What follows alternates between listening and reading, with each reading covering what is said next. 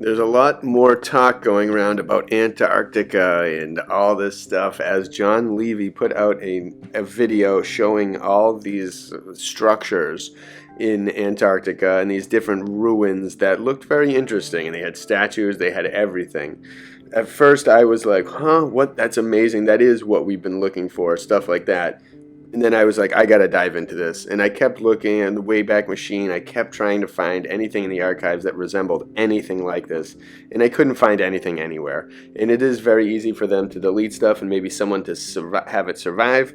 But it's also very easy for someone to type that kind of prompt into AI-driven art generation machines and produce this kind of thing as well with AI patterns and mathematics and tech. So, what is the accurate thing here? Because on Reddit someone called this out and it commented, you'll see in a second, the original author that Levy credited was also kind of seemingly knowing that this was a technology and that he may be a part of the industry as using it, claiming as an industry secret. So, is the Hollywood industry, the NASA people expand into different things like this to help us kind of lead us in different directions or anything? But again, I think the way things are going now, things get kind of disproven. And I don't blame John Levy, because if I came across this, I probably would have been like, wow, look at this. I wouldn't have really thought much about the AI until some of the pictures he showed with the statues and the faces of the people in that video. That was clearly AI. I thought that right away.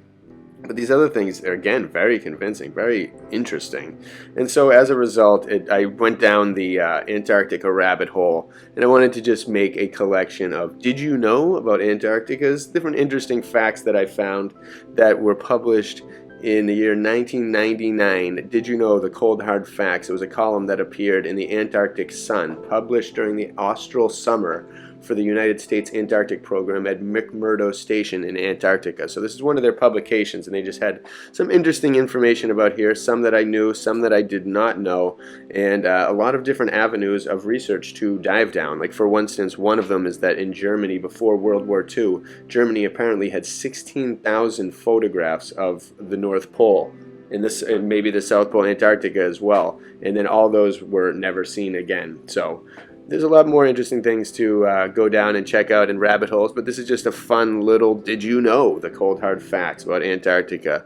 I'm just reading it, and I'll probably chime in as well, but very interesting. Dive down some holes. If you have any other insight, let me know. I also have always heard, that the icebergs are fresh water. That's a very interesting fact. And I've also heard in another book that the auroras could potentially be seeds and pollen, different kinds of mushroom spores and of all different colors in the upper atmosphere from either the hollow earth or a distant paradise. And I've always really liked that idea, and because you can find different seeds, the birds, all different kinds of things, the way plants travel, everything like that. There is so much mystery, and so take this as you will and enjoy some of the pictures also from that site found in the Wayback Machine. So here we go. Did you know Captain John Davis aboard the Huron out of New Haven, Connecticut may have made the first landing on Antarctica at Hughes Bay on the Antarctic Peninsula on February 7th, 1821 on a sealing trip. The next known landing on the continent was at Cape Adare in Victoria Land on January 18th, 1895, 74 years later. And that's not including any of the previous explorers from the prehistory of things where people were everywhere in boats, and this area could have been warm. So this is all kind of after, in like the research era of stuff, not the unknown theorized era that we love so much. Jules Dumont d'Urville, in addition to exploring the coast of Antarctica, discovered the statue Venus de Milo and brought it to France. Interesting. The South Magnetic Pole was east of Ross Island in 1600. It has moved roughly northwest at the rate of 6 to 9 miles per year and is now in the Dumont d'Urville Sea. I don't believe any of that nonsense.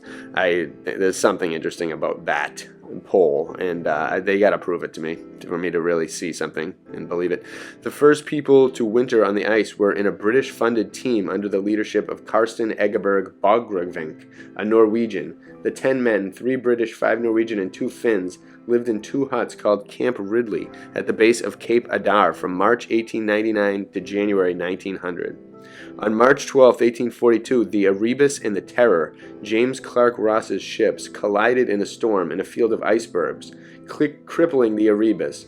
3 days later, both ships were repaired enough to continue the voyage. Robert Falcon Scott's first voyage to the Antarctic in 1901-1904 began poorly. The expedition's ship, Discovery, was found to be leaking on the voyage from Britain to New Zealand. And that Robert Falcon Scott is the one that supposedly found those images that were repurposed. And the pictures that I found from that expedition showed nothing of ancient structures. I couldn't find anything relating to that, so it lends more towards the AI reality. The first newspaper on Antarctica was the South Polar Times, published by Scott's expedition each month. Ernest Shackleton was the editor and printer. Submissions were solicited from all members of the group. Very interesting that they'd have time to print that in the South Polar Times. What is happening down there? I have a feeling there's a nice vacation land for the rich. The South Polar skua is found farther south than any other bird in the world. Some have been observed by explorers on the ice sheet and even at the geographic South Pole. The skua has a strong homing instinct. 5 nesting birds were tagged, flown to the South Pole, and released. 10 days later, one of these birds had returned to its nest after an 800-mile flight over barren, featureless terrain, quote-unquote. McMurdo has a winter garden. Salads were served every lunch and dinner from March through September from this oasis. The winter population of 155 people missed only 5 days of homegrown freshies. A crop of 680 pounds of lettuce, 70 pounds of tomatoes, 50 pounds of cucumbers, 62 pounds of peppers, and 25 pounds of herbs were grown without soil. A nutrient-rich solution produced a constant harvest in our hydroponic greenhouse. Cool. Antarctic maps were drawn 3 centuries before its discovery in 1818. Piri Reis's map, painted on a gazelle skin in 1531, was rediscovered in the old Imperial Palace's library in Constantinople in 1929.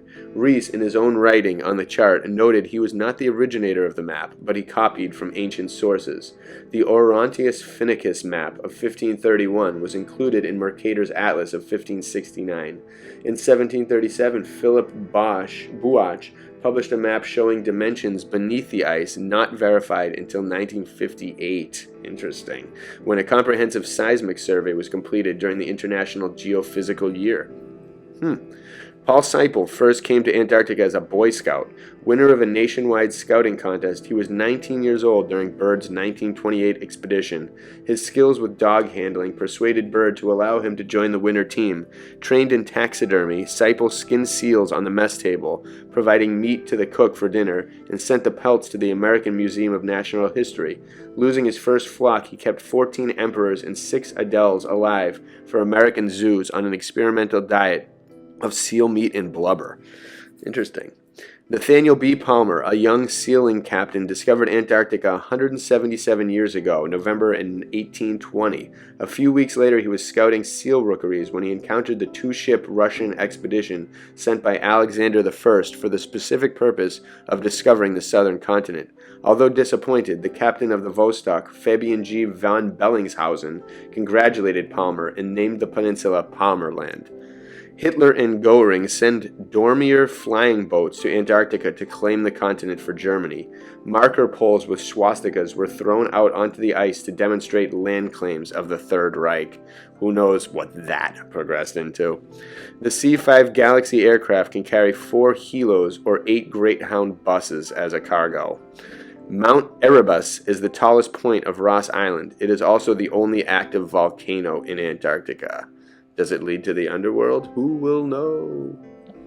Entombed under Antarctica's ice are mountains, 100-mile-long lakes, and deep troughs, and possibly cities. I'll add that part, and so much more, I'm sure. God, there's got to be something.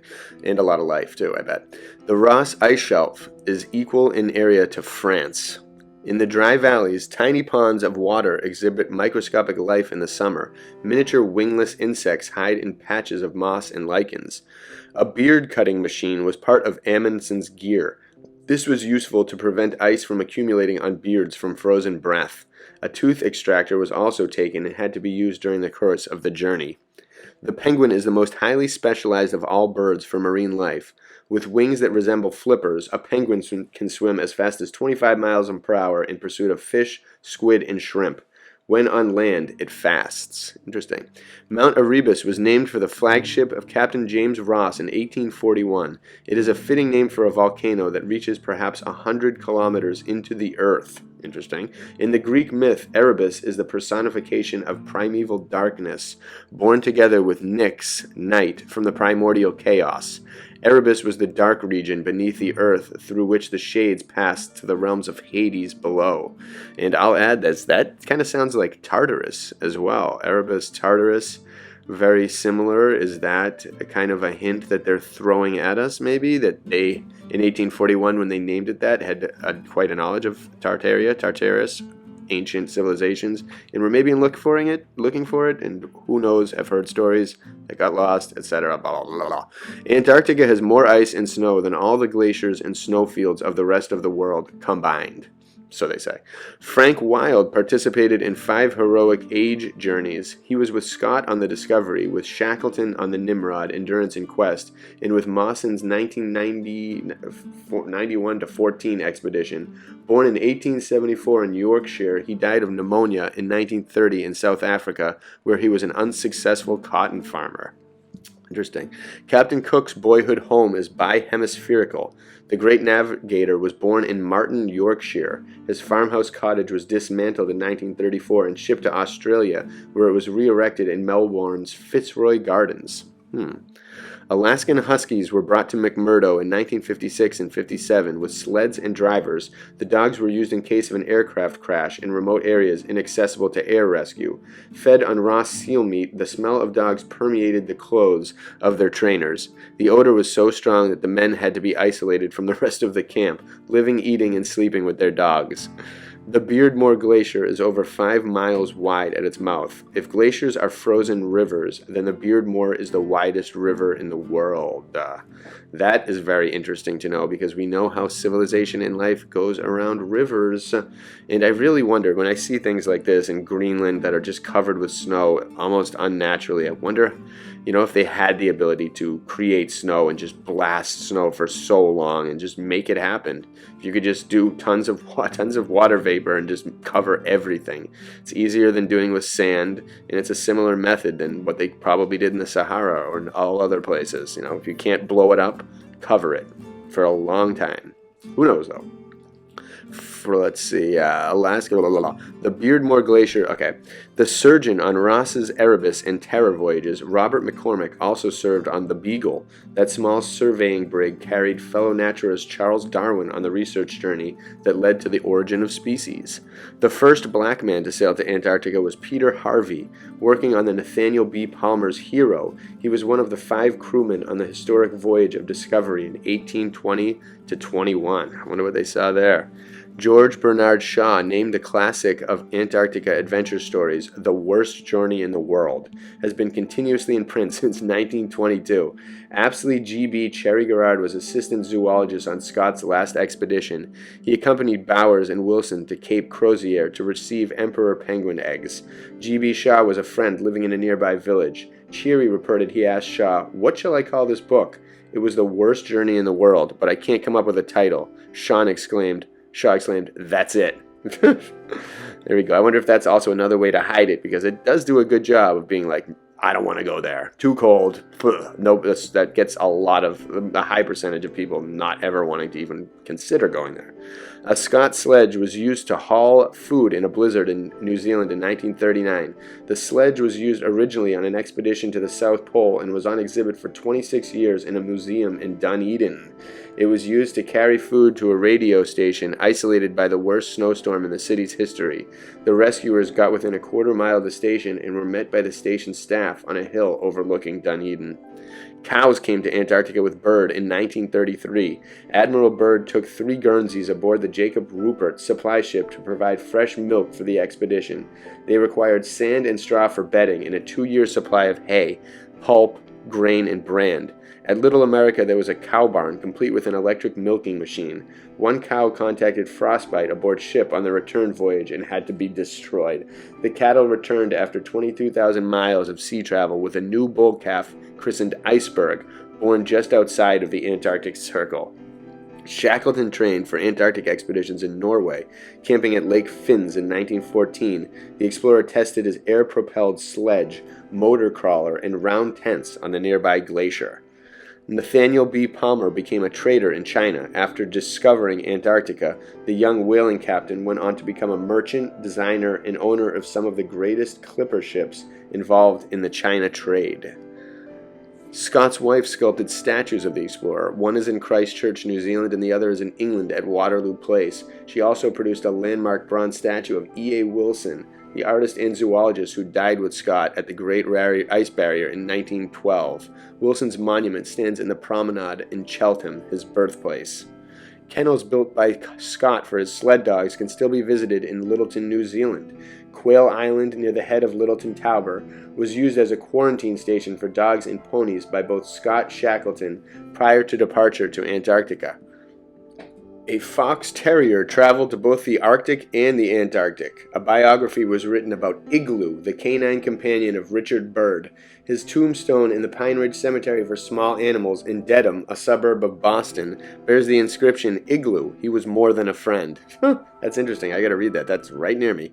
The Terra Nova, said to be the last whaler built in Dundee, Scotland, 1884, was leased in 1903 to sail with the Morning to McMurdo Sound to relieve Scott's discovery expedition.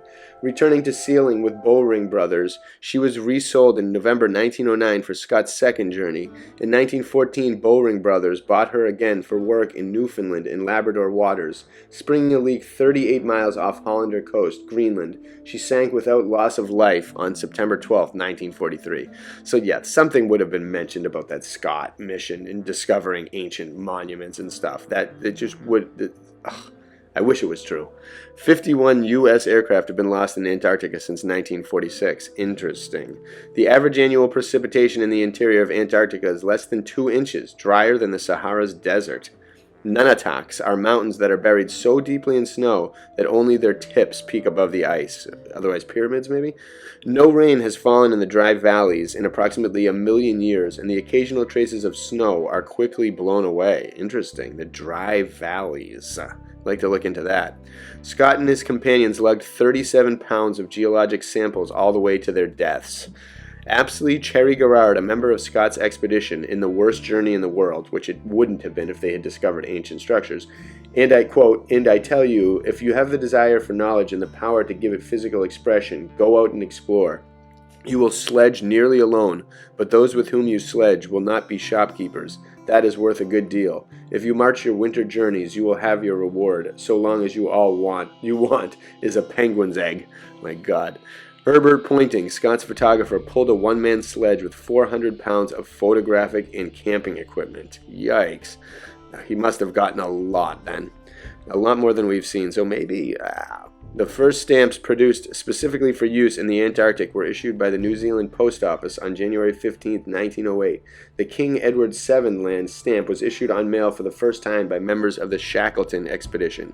Since then, there have been a number of stamps issued specifically for use in the Antarctic. There have also been a large number of other stamps issued which show Antarctic designs, but which themselves are not exclusively for use from the Antarctic. That's interesting. Are they hiding a civilization up there? It seems like they have a structure formed. Captain James Cook and the crews of the Resolution and Adventure became the first men to cross the Antarctic Circle, kind of. They eventually circumnavigated Antarctica, crossing the Antarctic Circle 3 times, so they say. A nuclear power plant was installed by the United States Navy at McMurdo in 1962. It was decommissioned in 1972. That's kind of crazy. In 1911, Scott ran a telephone line 15 miles to connect his hut at Cape Evans with a hut at Hut Point. The name Antarctica is derived from the Greek word Antarktikos, meaning opposite the bear. Arctos, the Great Bear or Big Dipper, is the constellation above the North Pole. The ancient Greeks felt that the Earth was a sphere and that it was logical that a southern landmass would be present to balance the known northern world. Early mapmakers named the assumed continent Terra Australis Incognita, the unknown southern land. Ernest Shackleton was only 48 when he died of an apparent heart attack on board the Quest in 1922. He was buried on South Georgia, ending the heroic era of Antarctic exploration. Yeah, that went underground right after that. And I wonder why they got rid of him. Maybe he found something. In 1935, let me go check this. In 1935, Caroline Mikkelsen, the wife of a Norwegian whaling captain, became the first female to visit Antarctica when she stepped ashore at Vestfold Hills. The first women to enter to winter on the continent were Edith Roney and Jenny Darlington, who in 1947 and 48 accompanied their husbands to Stonington Island on the Antarctic Peninsula on a private American expedition. Sir Douglas Mawson claimed 42% of Antarctica for Australia following his arduous journeys on the continent. The physicist on Shackleton's British Antarctic expedition of 1907 to 1909, Mawson organized his Australian Antarctic expedition in 1911 to 1914. His British and Australian and New Zealand Antarctic research expedition explored and uncharted more than 4,000 miles of polar coastline. Mawson spent a hellish season at Cape Denison, the windiest place on Earth, where the average summer temperature is negative 30 degrees. He overcame starvation, food poisoning, blizzards, and falls into crevasses in his determined scientific exploration, and died at age 76, covered in honors. Interesting. And could they be saying how, this unbearable cold, but it's actually something different? There's another sun down there, there's another area of warmth, of clear, of nothing. So people think that they're so harsh and no one would ever want to go there. Francis Drake was the first European to enter the southern oceans after being driven south of Tierra del Fuego in 1578 by storms. Although he did not view Antarctica on this voyage, it proved that South America was not connected to the Terra Australis Incognita, the unknown southern land. Ives Joseph de Kerguelen reported the bleak sub-Antarctic islands named for him to be inhabited and cultivated. The King of France dispatched him to establish a colony, and when he was unable to do so, he was court-martialed, dismissed from the Navy, and imprisoned. That's interesting. You have to look into that. 1997 was the 100th anniversary of modern man wintering in Antarctica. 100 years ago, Count Adrien de Gerlach of Belgium sailed into the Bellinghausen Sea with an eclectic crew that included the Norwegian Roald Amundsen, his first taste of Antarctica, and Dr. Frederick Cook. The ship Belgica was frozen into the ice, and the crew spent the winter breaking free of the ice in late summer. Dr. Cook's account of the voyage and the scientific observations taken inspired Scott and Shackleton. The shape of an iceberg is usually an indication of its age. A large Antarctic iceberg may weigh 400 million tons and rise 10 stories above the surface of the water. A burr of this size would contain enough fresh water to supply a city of 3 million people for a year. In 1987, an iceberg broke from the Ross Ice Shelf that was 86 by 22 nautical miles, approximately the size of the state of Delaware. That's a lot of fresh water that people could use since our water is trash. The largest glacier in the world is the Lambert Glacier in the vicinity of Prince Charles Mountain, measuring approximately 25 miles wide and 250 miles long. When Antarctica freezes in the winter, the ice cover doubles the area of the continent, extending it to approximately 30 million square miles. Even in summer, almost the entire continent is covered by ice with an average thickness of almost a mile. I wonder if that's exaggerated or not. There's about 8 times more ice in the Antarctic than in the Arctic region. Antarctica's year-round snow cover reflects nearly 80% of the incoming radiation into the atmosphere. Heat is simply not retained in Antarctica to the degree it is in the Arctic. Scott, that might have something to do with the true shape of the Earth. Might be something there. Wider, bigger, much bigger. Scott's old ship, the Discovery, made 13 successive summer cruises in the Southern Ocean to investigate the biology and oceanography of the region. No land vertebrate can survive Antarctica's harsh conditions. The continent's largest permanent inhabitant is a half-inch long midge and tiny 2-winged fly. Yet the human was able to live an entire season in negative 30 degrees Celsius. See, I find that also pretty tough. Even with some pretty decent technology, that seems like machines would seize. A lot would be really tough. Who knows? What are they trying to hide with the lack of information and the stories that come out? Russia's Mirny Observatory on the West Antarctic ice shelf is provided with 1 ton of clear fresh water per day. 3 tubular electroheaters are inserted into a hole in the ice, and water accumulates in the hole. The ice melts and does not freeze up again, even though the outdoor temperature often reaches minus 30 degrees Celsius. 800 gallons of rum and 45 sheep were packed on the Discovery in 1902. They were part of the provisions for 48 men for 3 years, which included 42,000 pounds of flour, 10,000 pounds of sugar, 3,000 pounds of roast beef, and 23 sledge dogs, not part of the menu. Palmer Station was built on the foundation of a British station built in the 1940s. England built a string of outposts in Antarctica to monitor possible enemy ships or submarines. I wonder why and who. Many sites were maintained into the 1950s, and Port Lockrow, upon which the station was built, was last to be abandoned in 1962. Light was provided at Scott's Hut at Cape Evans in winter's long night. About 7 kilograms of carbide kept 12 lights going throughout the season. In 1873, a German whaler, Edward Dahlmann, took command of the steamer Gronland, setting out for the Antarctic Peninsula. In search of whales, Dahlmann led the first German voyage to the Antarctic, during which a wealth of geographic discoveries were made. In 1873, I wonder what those were, where the art is, or pictures. Farm tractors were the first wheeled vehicles at the South Pole. Sir Edmund Hillary equipped massive Ferguson tractors for polar travel and arrived at the pole in 1957 with only 20 gallons of fuel left. His men were the first since Scots to reach the South Pole over land. Females did not arrive at the South Pole until 1973, when Donna Muchmore and E. Nan Scott became the first women to undertake scientific work on the world's most isolated continent. The first woman to spend a winter at South Pole was the station physician, Dr. Michelle Eileen Rainey, in 1979. Shackleton brought an automobile to Antarctica in 1907. It was an English Arrol Johnson motor car. Walls of supply cases once formed the garage for the car at Cape Royds. Tins of fuel and lubricants for the vehicle, which have been emptied of the Heritage Trust to avoid future pollution problems at the site. The Bureau of Indian Affairs built one of the ships for Admiral Byrd's third expedition to Antarctica, the North Star, a 1,434-ton wooden ice ship, was used to haul supplies each summer to Alaska. Because of the opposite seasons in Antarctica, the Department of the Interior was able to lend the ship to the Antarctic Service without interrupting the Alaskan service. Most of Byrd's crew of 125 men for his third expedition were from the ranks of the military, scientific institutions, and civilian agencies of the government. The Department of the Interior employed a few volunteers at $10 a month, food and clothing included.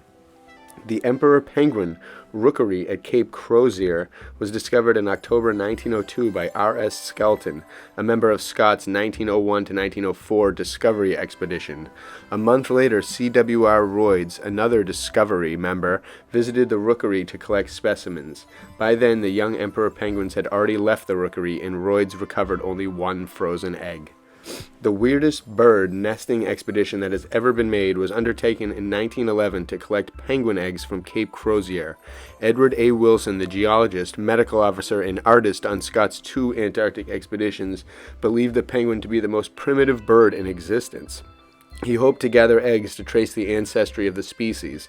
The excursion to the Cape was undertaken in total darkness, except for the occasional glow of the moon and aurora. Edward Wilson spent his birthday on July 23, 1902, in our bags without a meal or a roof, gradually getting drifted up with snow under the weather wall, wishing the wind would drop, in quotes. Instead, winds tore away the canvas roof till scraps. Green cloth the size of a pocket handkerchief were scattered across the terrain. That doesn't sound like fun. In 1965, a private plane carrying 30 passengers and crew flew from Honolulu across the North Pole to London and Lisbon, then to Buenos Aires and across the South Pole to Christchurch, returning to Honolulu. Leased from the Flying Tigers, the Boeing 707 was sponsored by Rockwell Standard Corporation of Pittsburgh as a scientific exploration with emphasis on high-altitude meteorology and cosmic radiation. I wonder what else they discovered. The first around-the-world solo flight across both poles was accomplished in November of 1971. Flying a twin-engine Piper Navajo aircraft, Elgin Long crossed the South Pole from Punta Arenas and landed at McMurdo en route to Sydney, Australia. Okay. Before World War II, Germany was in possession of 11,600 aerial negatives of Antarctica vistas. Their fate is uncertain, but it is believed they were destroyed in the ashes of the Third Reich.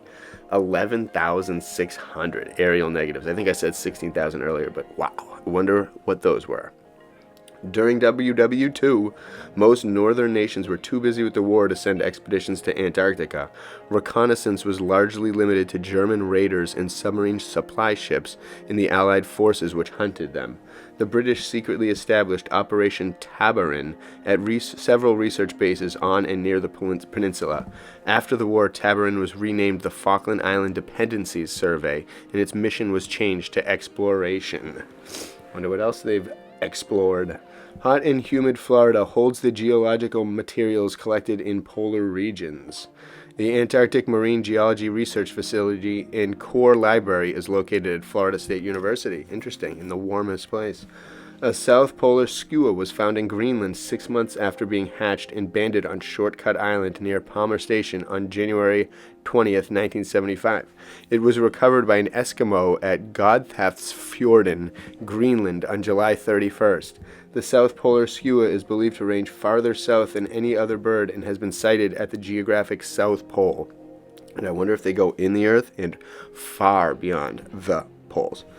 The two alpacas were brought to Antarctica with the Ron expedition of 1947 and 48. When purchased in Valparaiso, the animals were thought to be llamas and were loaded onto the Beaumont with 1,000 kilograms of hay. On the journey to Stonington Island, some of the huskies broke loose on the ship and killed the alpacas. Poor alpacas. At Punta Arenas, several men of the Rare expedition in 1947 bought a corgi, a whippet, and some sort of sheepdog for pets during their winter in Antarctica. The Adelie penguin is named for Adèle, the wife of Jules Sebastien Dumont d'Urville, France's early explorer. Today, French's station, Dumont d'Urville, is situated on the Adelie coast, also named for Adèle. The first duck-billed dinosaur found outside of the Americas was located in sands about 66 to 67 million years old on Vega Island off the eastern side of the Antarctic Peninsula. The finding of this hadrosaur gives support to the theory of a land bridge between Antarctica and South America during the Cretaceous period. It is assumed quantities of vegetation existed in Antarctica to support these large plant eaters, some of whom may have stood 20 feet tall. And they say 66 to 67 million, I say several thousand. Why not? Paul Seipel first came to Antarctica as a Boy Scout. He was 19 years old during Bird's 1928 expedition. His skills with dog handling persuaded Bird to allow him to join the winter team. The biggest earthquake in the world in 1998 was the March 25th quake just off the Balleny Islands, which registered an 8.1 on the Richter scale.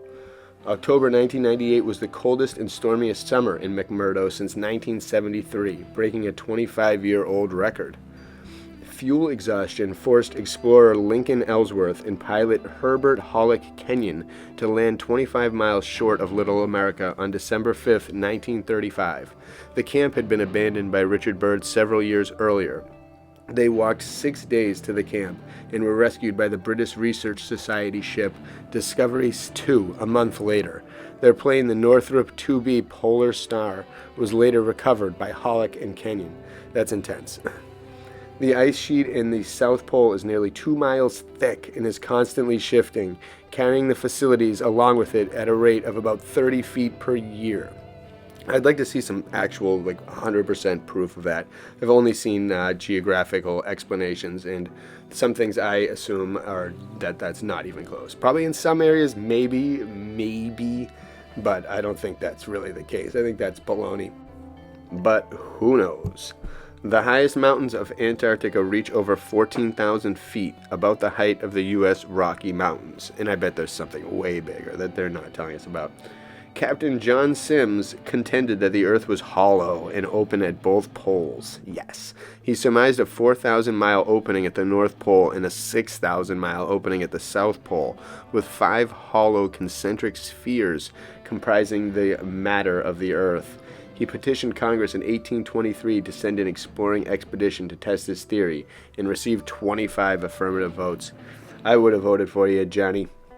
Lieutenant Charles Wilkes was given the command of the U.S. exploring expedition in 1838 for America's first official expedition to include Antarctica.